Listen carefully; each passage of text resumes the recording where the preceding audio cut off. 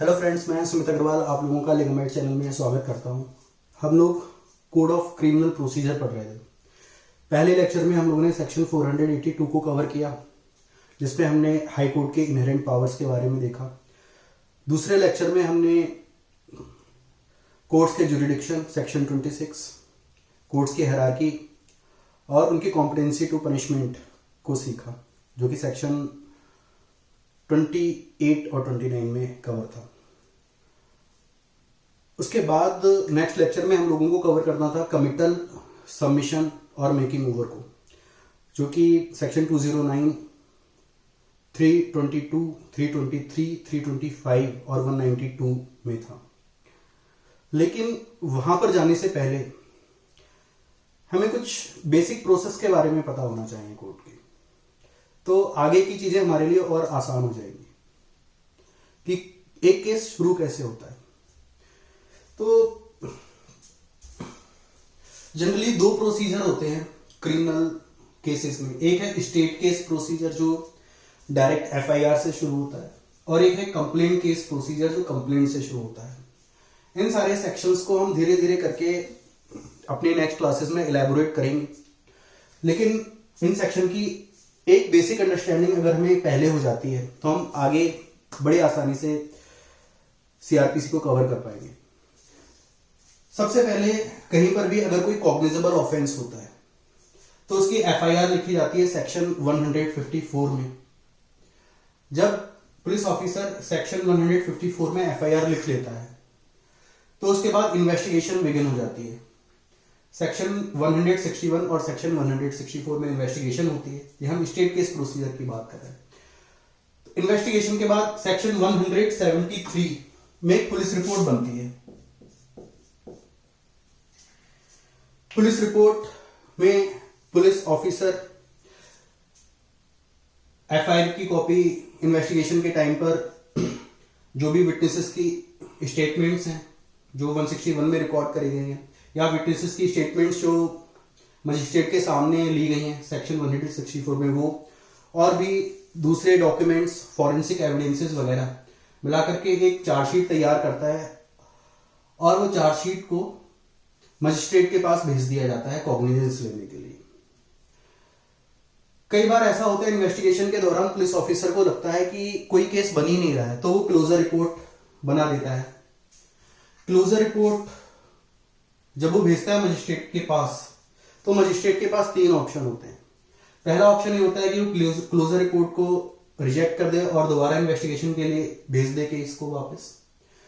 दूसरा ऑप्शन ये होता है कि वो क्लोजर रिपोर्ट को एक्सेप्ट कर ले। लेकिन अगर वो क्लोजर रिपोर्ट को एक्सेप्ट कर लेता है तो जो फर्स्ट इन्फॉर्मेंट है जिसने एफआईआर लिखवाई है उसको इन्फॉर्म करना जरूरी हो जाता है। और तीसरा, अगर उसे लगता है कि क्लोजर रिपोर्ट के बेसिस पर, कि क्लोजर रिपोर्ट में इतने एविडेंसेस हैं कि इसके बेसिस पर एक्यूज को सम्मन किया जा सकता है, तो वो कॉग्निजेंस ले लेता है।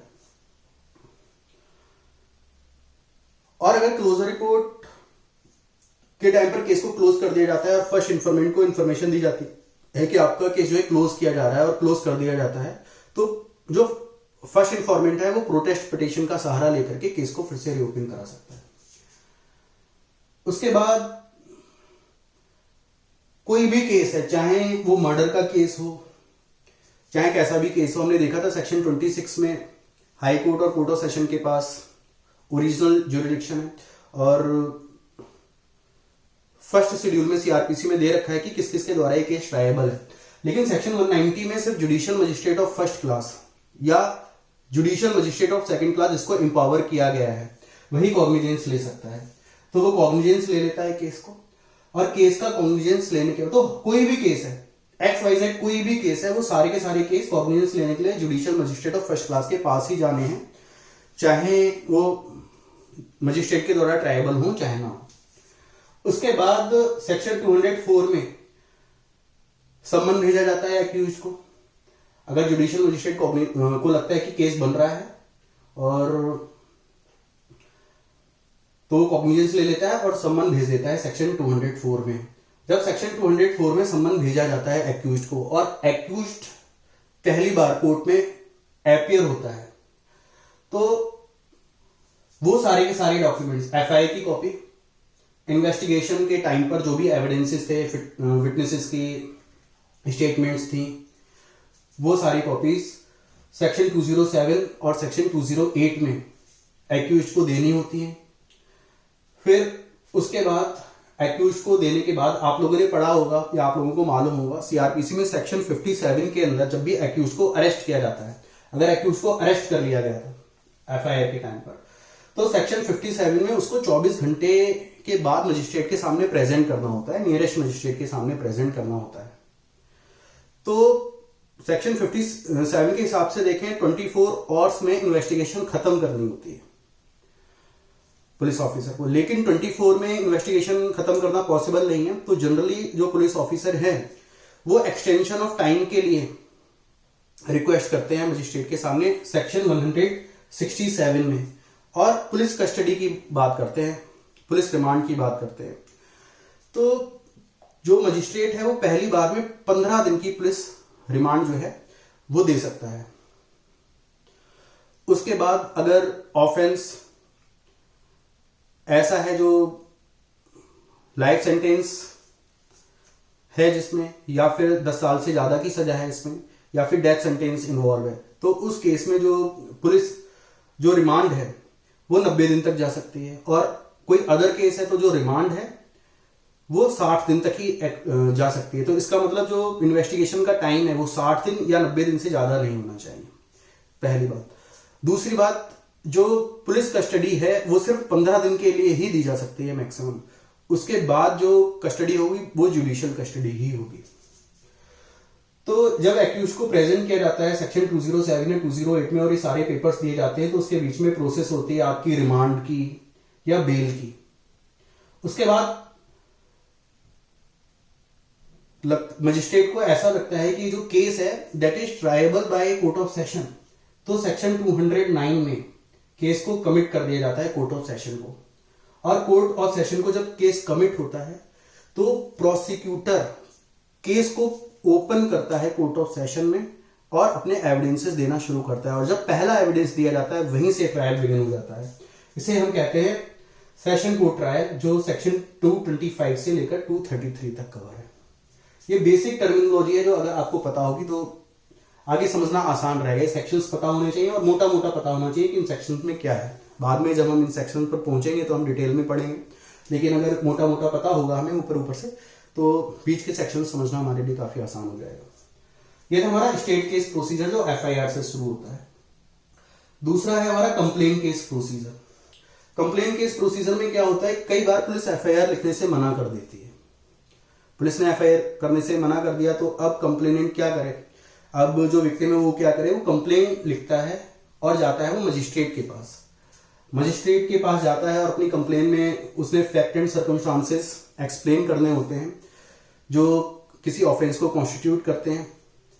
उसके बाद सेक्शन 200 में जो मजिस्ट्रेट है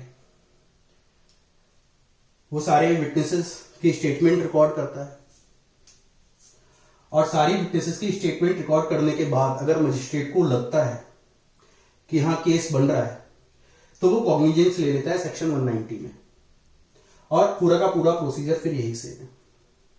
कई बार क्या होता है, कंप्लेनेंट जाता है मजिस्ट्रेट के पास और वो कहता है कि मेरी एफआईआर लिखने से मना कर दिया गया और मैं एक साधारण सा आदमी हूं, मेरे पास इतनी पावर नहीं, इतने सोर्सेज नहीं है कि मैं एविडेंसेस को कलेक्ट कर सकूं या मैं विटनेसेस से स्टेटमेंट रिकॉर्ड करवा सकूं, इतनी पहुंच नहीं है मेरी, तो ये ऑफेंस हुआ है मेरे साथ, ये घटना घटित हुई है, तो कृपया जो है आप इन्वेस्टिगेशन का ऑर्डर दीजिए।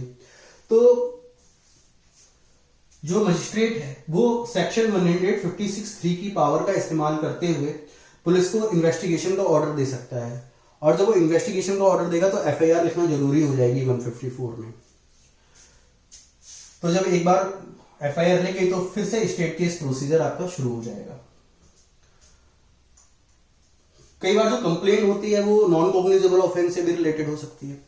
अगर नॉन कॉग्निजेबल ऑफेंस पे भी यहाँ पर मजिस्ट्रेट की डिस्क्रिप्शन के ऊपर डिपेंड करता है, वो 156(3) में इन्वेस्टिगेशन का ऑर्डर दे सकता है, और एनसीआर में भी जो है नॉन कॉग्निजेबल केस के में भी एफआईआर लिखी जा सकती है when we read section 154 with 156(3). तो फिर से ये स्टेट केस प्रोसीजर से जुड़ जाता है यहाँ पर। आई थिंक आप लोगों को स्टेट केस प्रोसीजर और कंप्लेंट केस प्रोसीजर दोनों ऊपर से अच्छे से समझ में आ गए होंगे। इसके बाद नेक्स्ट लेक्चर में हम लोग कमिटल, सबमिशन और मेकिंग ओवर के बारे में पढ़ेंगे। आप लोगों को ये चैनल कैसा लगा प्लीज़ बताइए, और इसको ज़्यादा से ज़्यादा सब्सक्राइब कीजिए, शेयर कीजिए और लाइक कीजिए। Thank you.